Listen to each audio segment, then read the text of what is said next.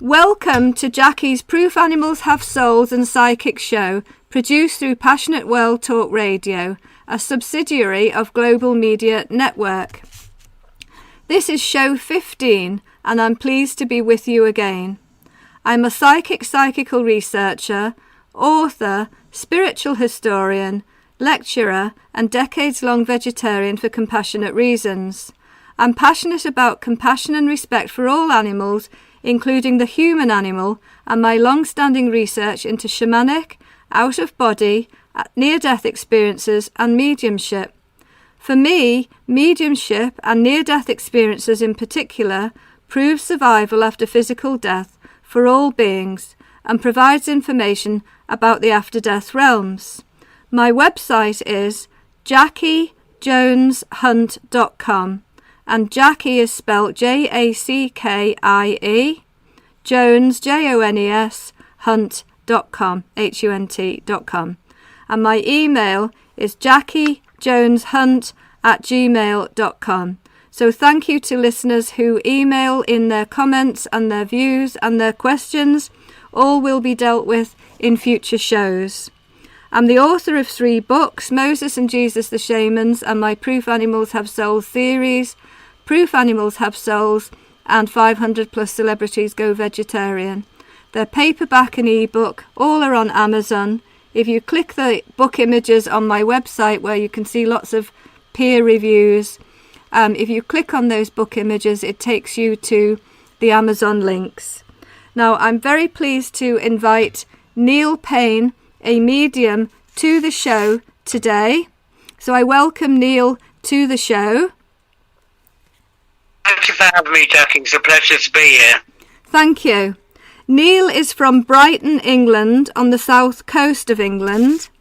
He's single, he's aged 50, and he trained earlier in life in hotel management and as a chef. He's worked as a carer for 30 years in care homes alongside his spiritual and mediumistic work. Neil's email for contact is Neil, Neil, 691 @live.com, and his website is www.spirittalks.co.uk. So I'd like to start off by asking Neil what are his earliest memories of mediumship. My earlier memories was when I was 19 and I lost a dear family member to me, my grandmother, and I had seen her after she had passed 4 days later in my bedroom. So you saw her, and did that have a pronounced effect on you? Can you hear me? Yes, fine. Can hear you fine. Lovely. Yeah, so they were my earlier days of my memories of mediumship. Okay. Are you clairvoyant, clairaudient, claircognizant, or clairsentient, or all of the above? All the above. Clairvoyant is seeing, clairaudient is hearing, claircognizant is knowing, and clairsentient is sensing. So you feel you're all of the above. Well, thank you for that. How did you develop your mediumship? I developed it because I started picking up on people's lives and people that had lost, and my mum was getting a bit worried about me, so she spoke to the local Spiritualist Church that she was attending, and they said that they would get me into a circle, which they did, and that's how it developed for me. It's by the support and help of my circle leader. And later on, I just met people at the right timing for my development to go further down the road. And then the Arthur Findlay College came into my life. So did you work at the Arthur Findlay College? I did in the end. The first year I was there as a student, my first time there. And then my tutor at the time, Glenn Edwards, he actually got me a job there because they were looking for bar staff and waiters in the dining room, and I was out of work at the time when I went there. I was 19, 20, something like that, and I ended up working at the college. Okay, I know Glenn Edwards well, and it was such a shame that he died so young. He was one of Gordon Higginson's protégés, wasn't he? And sometimes when I used to see Glyn Edwards as a medium work, it was just like watching Gordon, as though Gordon was totally overshadowing him. And Gordon was the president of the Arthur Findlay College for many years, and a fantastic evidential medium and a great friend and spiritual father to me. Can you give any examples of sensing spirit animals?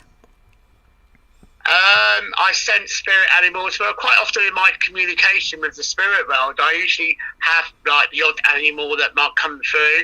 And I remember one particular message was for a young lady whose grandmother was coming through, who had mentioned she had the goldfish. And I got this name of Peter, and the name of the goldfish was actually called Peter. And I think this young lady was more interested about her goldfish than her grandmother coming through to talk to her. That's interesting. That's very interesting. So you even got the goldfish. When animals come to you, would you say it's in a telepathic type of way and you sense and feel what they want to communicate? Yes, definitely in a telepathic way and feel and sense. I mean, I've even brought a dog not long ago through somebody that had to put the dog down, and she was living with a lot of guilt with that, and then felt bad that she had another dog afterwards.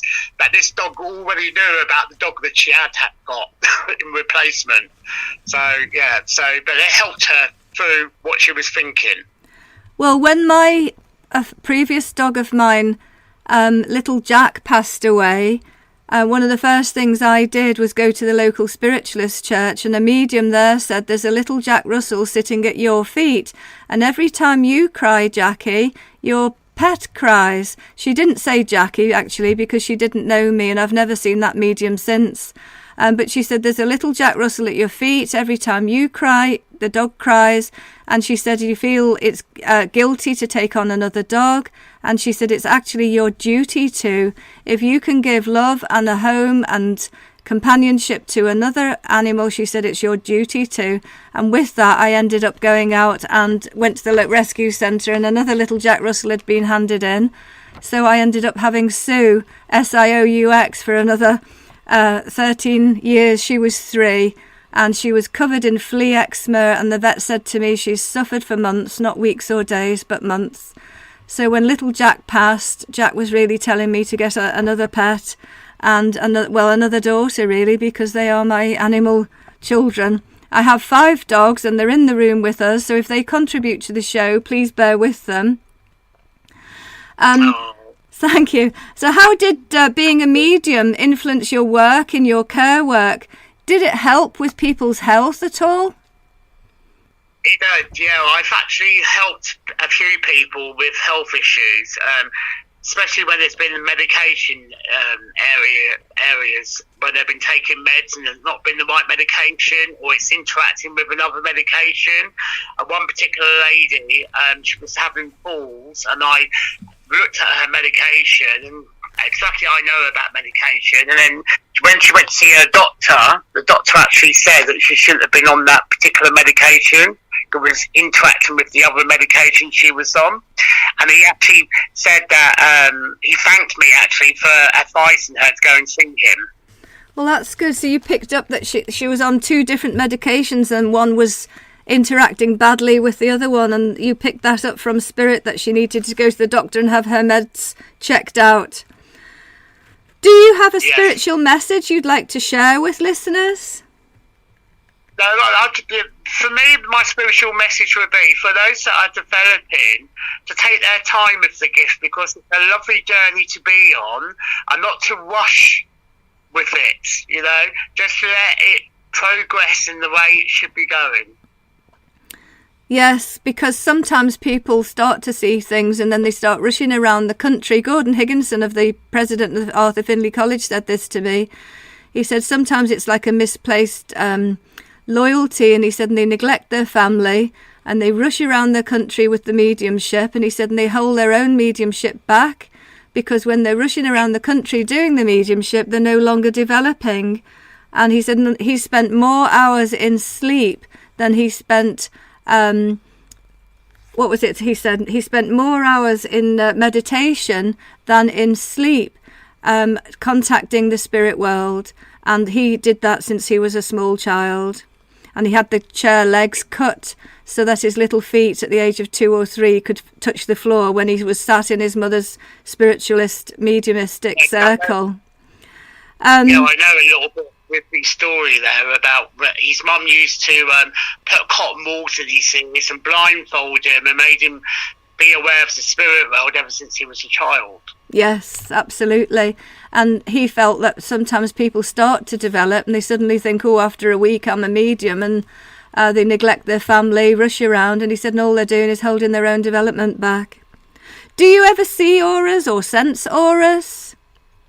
I do sometimes when I'm in a meeting. I may see one particular aura of a recipient I'm talking to. I don't see all of them. I only may see 1 or 2 at the time, and I believe when that happens, usually it's a sign for me of the spirit world to let me know that person's in development or trained in gifts of healing or mediumship or something like that. Do you teach mediumship? I do indeed, yes. I'm a course organiser for a place in Wales called Hafni Coed. Me and my friend Karen Wood, who I believe you're having a chat with on Saturday, we actually run a course together. And that's in Wales, in UK? Yeah, every July we do that course. And is it a residential course? So our next course is next year for a whole week. Yes. It's for a week, I see. Okay. Where's your mother and father? Were they mediums? My mum's very sensitive. She's one of these, my mum, that's chosen not to be publicly with it. She does it behind closed doors. So people go to her, you know how it goes. People go there, they've got problems. My mum listens to them, advises them, maybe gives them some sort of like words of wisdom, and then they end up going off feeling great and she feels worse. But you know how the energies change sometimes. Yeah, sometimes she might pick up their emotions when she's trying to help them.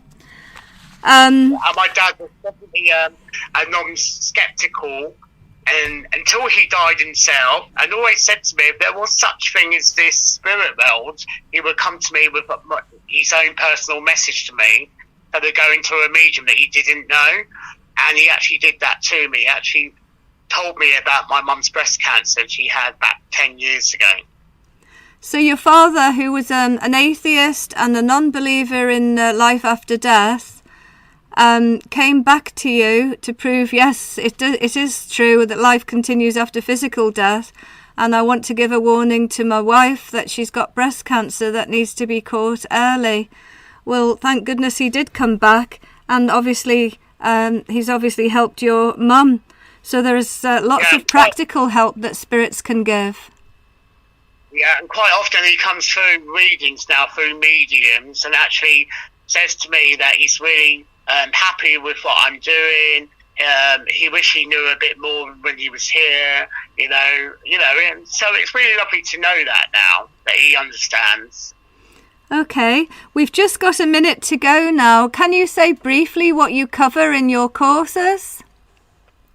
How to link with the spirit world, what we work with as psychic and evidential mediums, trying to show the difference between the two so people understand how a psychic would work as well.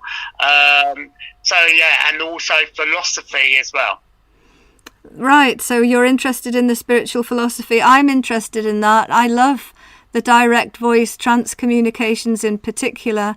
I've got a lot of recordings I've had since the 1980s now of direct voice trance recordings where Leslie Flint would go into trance, a particularly well-known direct voice trance medium.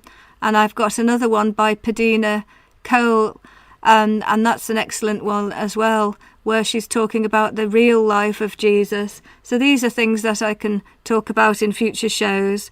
So I really do thank you, Neil, for coming on the show today. And I'm sure we can talk again in the future. And thank you very much. And I'd like to say goodbye to listeners, and contact details will be on the blogs that I write. Thank you.